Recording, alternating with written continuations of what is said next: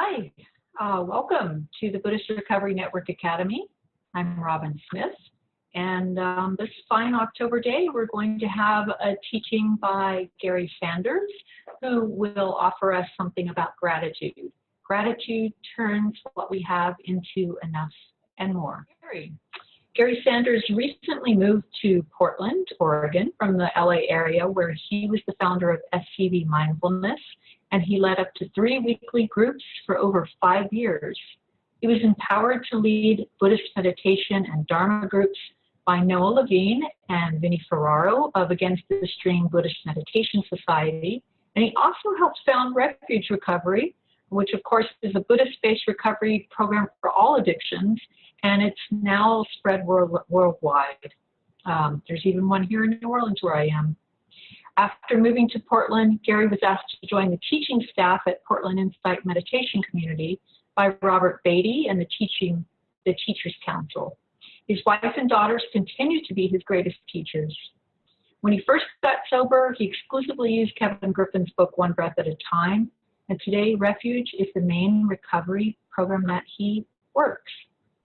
So yeah, let's have Gary. Let me just find where you are in this list of participants. All right, here we are. Welcome, Gary. Well, thank you for hosting this, Robin. Thank you for the intro, and please, if you go to a Refuge meeting in New Orleans, say hi to my friend Bo. I think he helped start the meetings there in New Orleans. I think they have a few weekly there. So, yeah, I'm really grateful to be here. You see the background. I'm in Flagstaff, Arizona right now. I did a Refuge Recovery Day Long for the Refuge community here. We had people from Flagstaff. We had people from the greater Phoenix area. We even had people come out from Santa Fe, New Mexico. And it was just a lovely day. And, the big thing was, it was just about connection, and these days, and thanks to my practice and thanks to sobriety, that my heart just fills with that connection. Being seen and heard it's just something to be so grateful for. Being able to connect with another, and that's not something I valued or even, I think I didn't even try for that, growing up. I felt so removed, so different than the rest of everybody. I thought my flavor of suffering was different than everybody else's, and that nobody got me.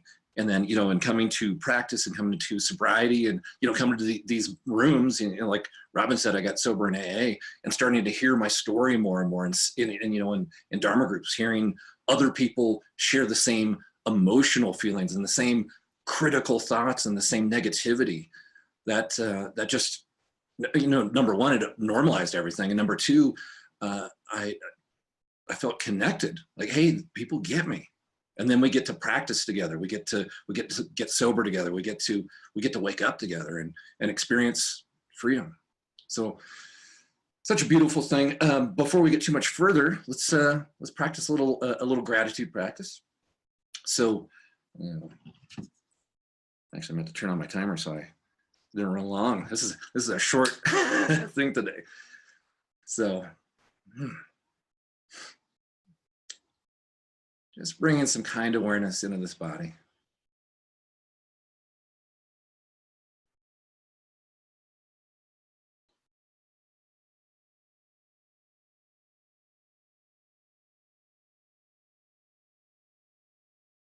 Just allowing your breath to go its natural pace.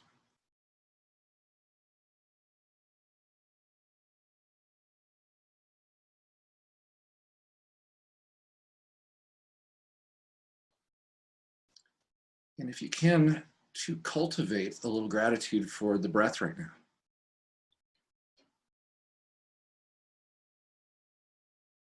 If we're alive, we're breathing.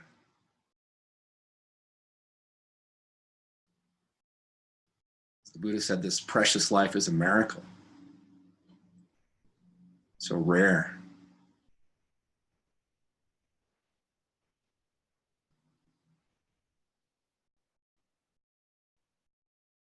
If you want to use a simple phrase like we use in Metta or any of the other Brahma Viharas, maybe just using the simple phrase, thank you.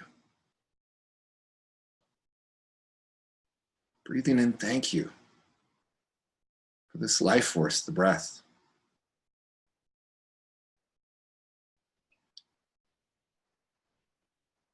Of course, the breath is such a perfect focus of meditation.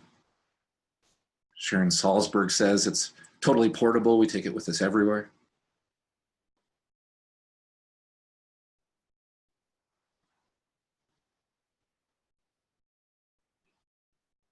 Taking some mindful breaths. Becoming intimate with this breath, this moment.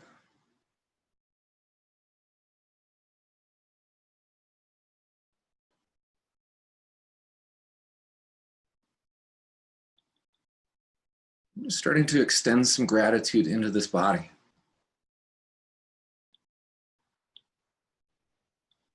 Maybe to all the organs at the sense doors.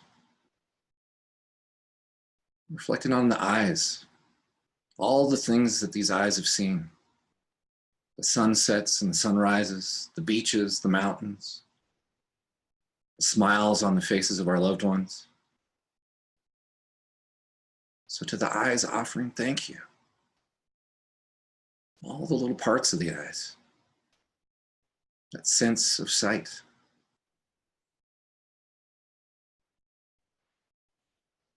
Offering a thank you to each of the ears. Reflecting on all the things that these ears have heard. Music, waves crashing on a beach, cat purring, laughter. Thank you to the sense of hearing. All that these ears have heard, all the information that's been taken in by the ears. Breathing in through the nose, breathing in and thank you. Sense of smell.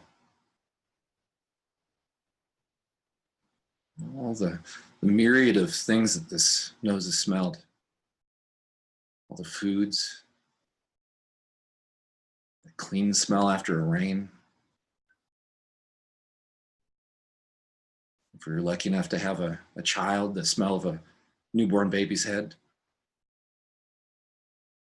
Thank you to sense of smell, this nose, all its parts.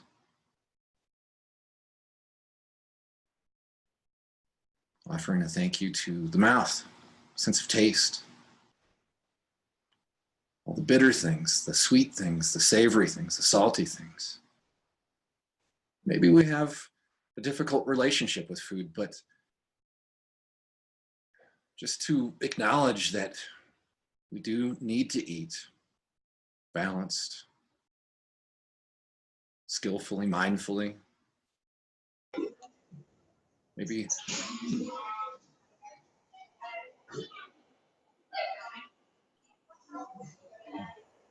gratitude for hearing somebody's microphone not muted.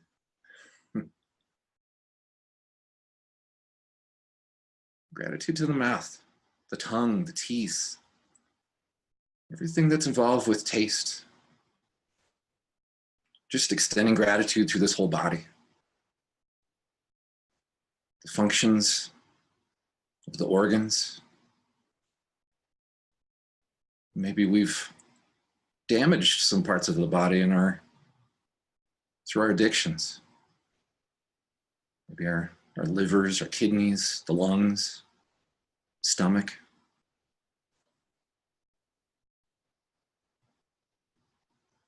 Extending gratitude for what we have right now. We're alive. These organs are functioning currently, maybe with assistance. The arms and the legs, the hands, the feet. Sense of touch. Reflecting on all the things that we've touched, hugged, our friends, pet, furry animals. Put our hands on warm rocks, or cold snow.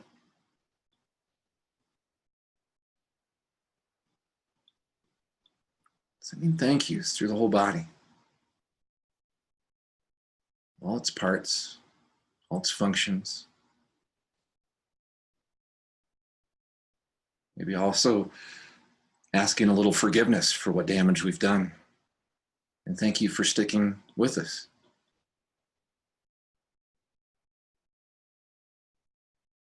Thank you for this breath, this moment. It's life. I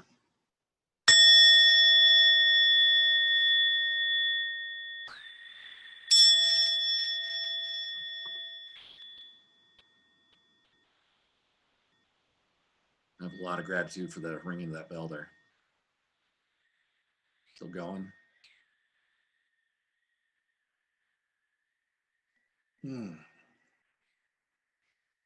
See some friends streaming live right now online.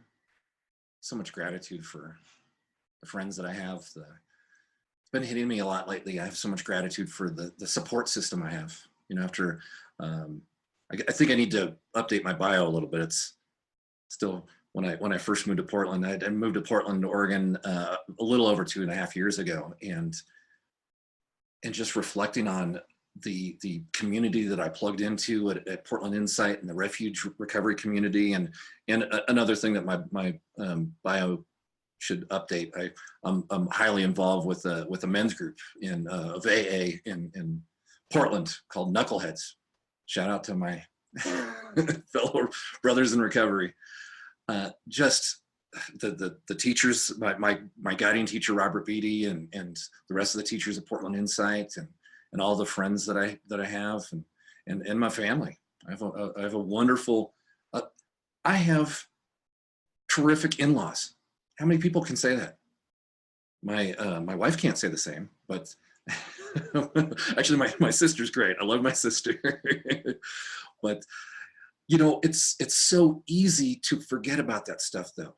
You know, I think it's just so common in addiction that we're conditioned for that negativity bias. We're conditioned to look for the difficult. We're conditioned to look for the small, the uncomfortable, for all the things that are wrong in our lives, and we suffer, right?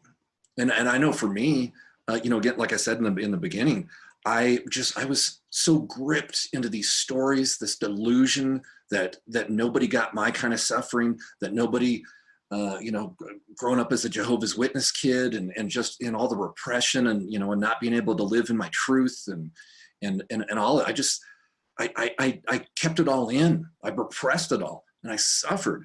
And in that minute that I started drinking alcohol, and I was able to find a little relief from that, you know, it was on. And so, you know, starting in however old you are in 6th grade, you know, I kept using drugs and alcohol, and you know, and then, you know, and sex and compulsive shopping, and you know, whatever I could. It felt like I had this big hole in my chest that's empty, and I just had to stuff it full of stuff. And I suppose at some time the drugs and alcohol did work. But, you know, for the longest time, you know, again, just total delusion that that I deserved it, or that I earned it, or that I was partying, you know, quote unquote, I was partying, and that, you know, the truth was I was just creating misery. I was slowly killing myself. I was losing myself. So, you know, through a practice of shifting, you know, in AA, you know, I thought about this earlier. I'm going to quote AA a lot, 12-step, along with some of our Buddhist ideas. You know, in AA, they say we suffer a disease of perception, completely in line with this path, right? This Buddhist path, that we're locked into the delusion, the illusion that everything's wrong, that life doesn't go my way. Dukkha, right? I mean, just that first noble truth. In this life, there is dissatisfaction, there's suffering. And we can, that's the thing, without awareness, without consciousness, we get locked up in that. We identify with it. We take it on as our truth, right? And through practice, through sobriety, so much, and an ongoing daily practice, and connecting with the teacher and with the community, and we start to cultivate awareness, right? The Eightfold Path. We cultivate wisdom. We live ethically. We train our minds, and through this synergistic path, that we start to see clearly, like, oh, yeah, when I feel overwhelmed, I do this. When I feel scared, when I feel angry, I act out. I cling to the idea that I want this moment to be anything other than what it is. And so, again, we suffer. Through awareness, through our practice, we can start to shift that perception, right? That disease of perception. We start to shift our awareness to be able to hold it all. And this isn't about spiritual bypassing. This is one thing that I really have to watch. The way I grew up in, what was modeled to me, what I imprinted was repression. Just stuff it down. Everything's okay. Nothing's wrong, right? And so I have to be careful about spiritual bypass. I have to make sure that I don't use my practice to run away from life.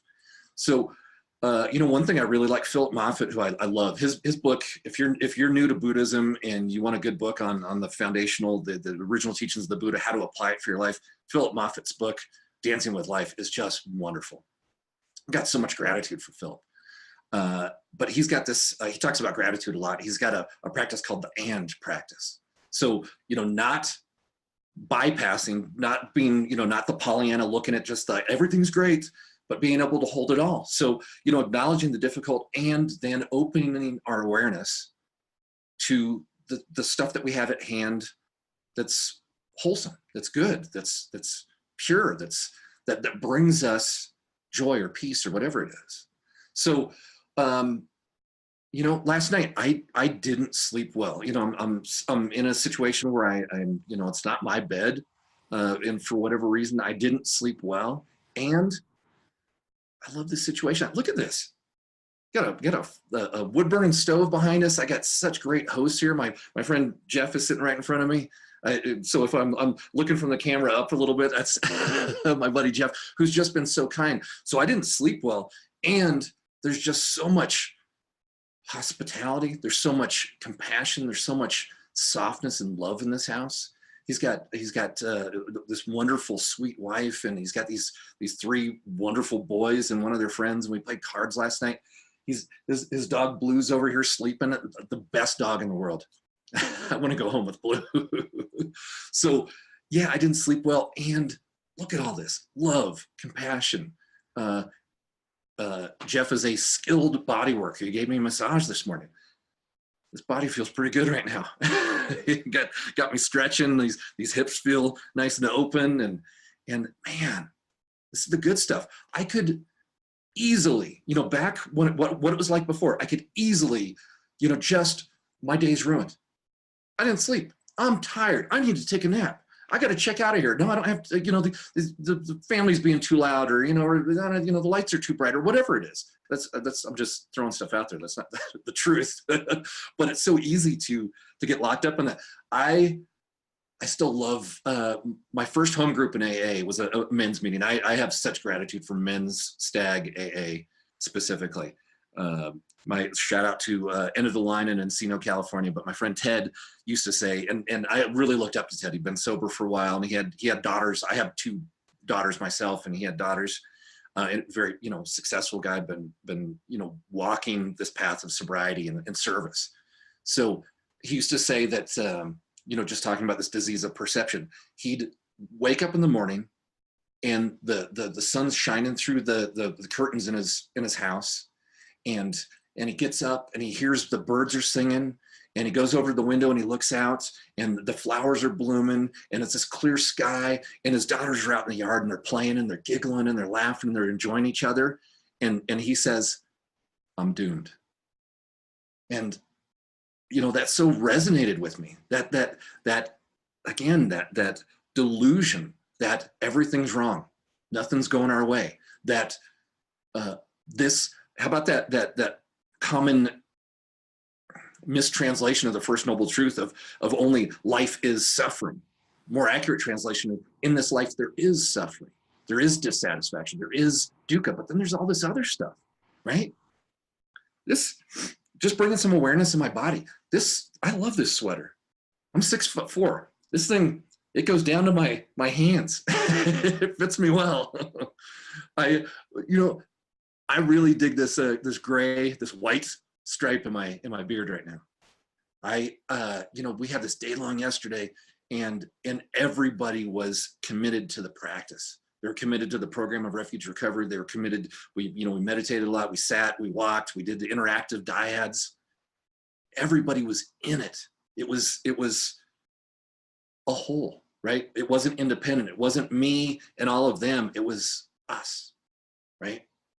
Just so much gratitude to being able to connect. I'm not this solid, static, independent thing.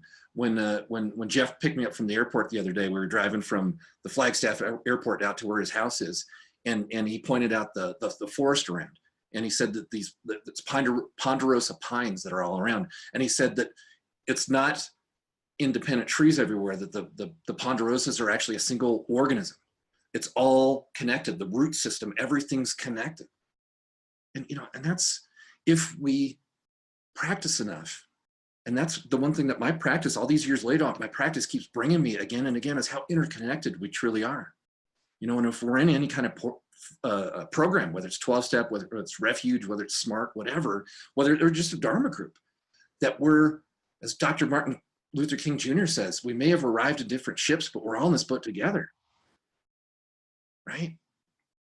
That, and I love the Thich Nhat Hanh says, the next Buddha most likely will be community.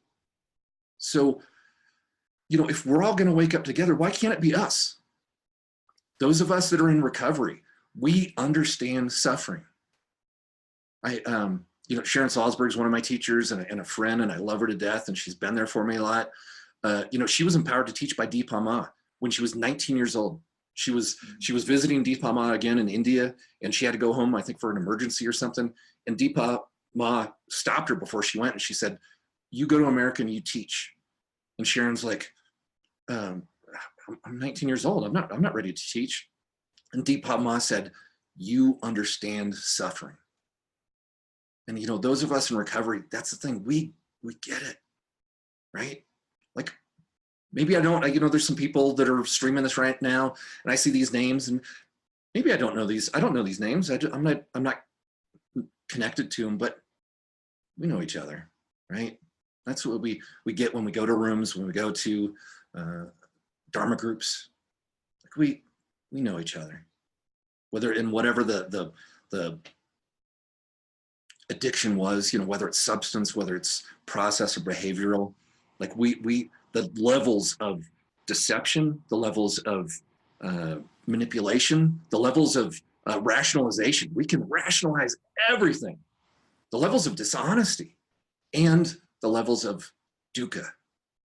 Like we get how much that connects us to each other, right? And the fact that we now see that and we're doing something about it, we're doing work about it, there's freedom.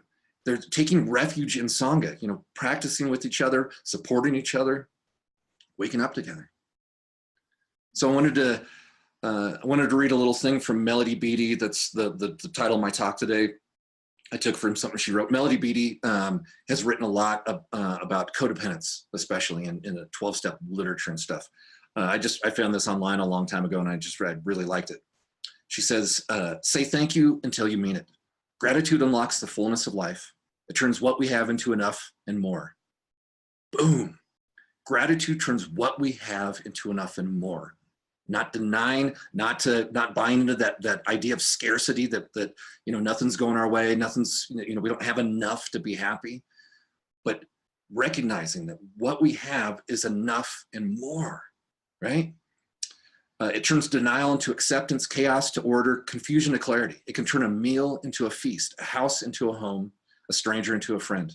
It turns problems into gifts, failures into successes, the unexpected into perfect timing, and mistakes into important events. It can turn an existence into a real life. and disconnected situations into important and beneficial lessons. Gratitude makes sense of our past, brings peace for today, and creates a vision for tomorrow. That last line's a little corny, but you know,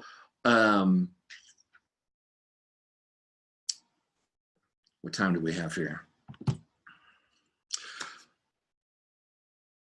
Uh-oh. You're okay. We can wrap up. Yeah, we don't have to rush out the door here. Okay, cool. All right. Yeah, well, you know, and I just wanted to say, you know, through just the last thing about gratitude, through a consistent, I've had a daily written gratitude practice for like 8 years now. I am able to feel gratitude for my addiction. I am able to feel gratitude for my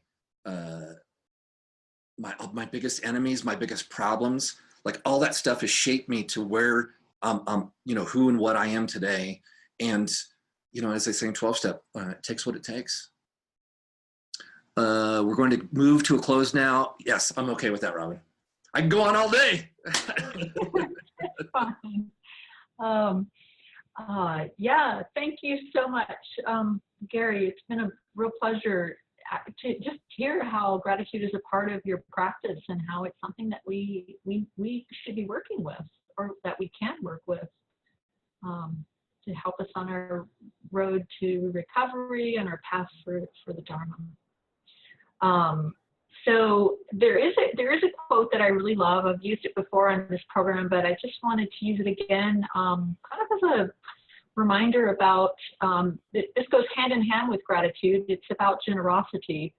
So Gautama Buddha reminded us that generosity brings happiness at every stage of its expression. And forming the intention to be generous in the actual act of giving something, and remembering the fact that we've given.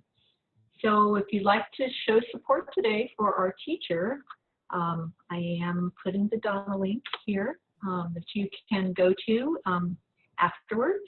And I will leave the screen up after the program ends for about 10 minutes so that you can copy anything that you like from the chat field. And just to let you know that our next BRN Academy talk is November 4th, Sunday, November 4th, and it will be Shahara Godfrey. So please join us, and thank you for all being here. Very, very grateful to have the gift of your presence today. Have a lovely week. Thank you so much. Thank you, Robin. Thanks, everybody. Just sharing the merit out to all beings everywhere, the merit of our combined practice. Thank you. Thanks.